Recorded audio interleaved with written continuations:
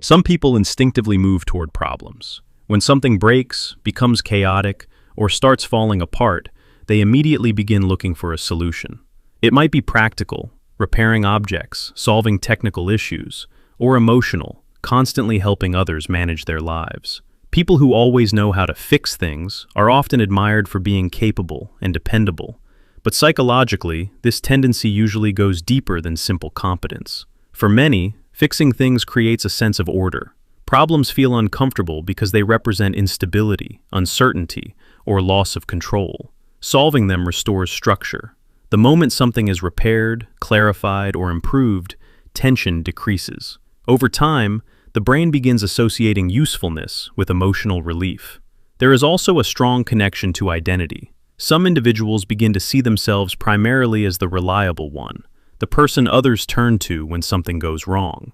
Their value becomes linked to competence. Being needed feels meaningful, so solving problems becomes more than a skill. It becomes part of how they maintain connection with others. Another layer is control. When life feels unpredictable emotionally, practical problem solving can feel safer. A broken object, a difficult situation, a crisis with a clear solution, these are manageable. Unlike emotions, they have steps, logic, and visible outcomes. For some people, fixing external problems becomes easier than facing internal ones. This is why many fixers are uncomfortable with helplessness.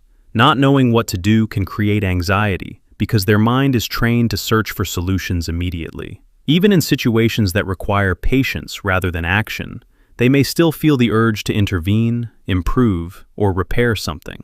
There is also a psychological reward in competence itself. When someone solves problems repeatedly, the brain reinforces the behavior. They become known as capable, dependable, intelligent. Others trust them. Over time, being useful creates validation, and the habit grows stronger. Socially, this can make them deeply reliable, but also emotionally complicated. People who constantly fix things often struggle to stop. They may take responsibility for problems that aren't theirs, overextend themselves, or feel guilty when they cannot help.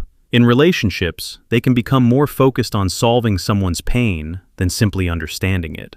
Interestingly, many people who fix everything are uncomfortable receiving help themselves. They are used to being the stable one, the capable one. Depending on others can feel unfamiliar or even unsafe. So while they easily support everyone else, they quietly carry their own struggles alone. There is also a deeper emotional pattern underneath some fixers. The belief that love, acceptance, or value must be earned through usefulness. Instead of feeling worthy naturally, they feel worthy when they are helping, solving, or improving something. Their competence becomes tied to self-worth. At the same time, this mindset can create exhaustion, because not everything can be fixed. Some problems require acceptance, time, or emotional presence rather than solutions.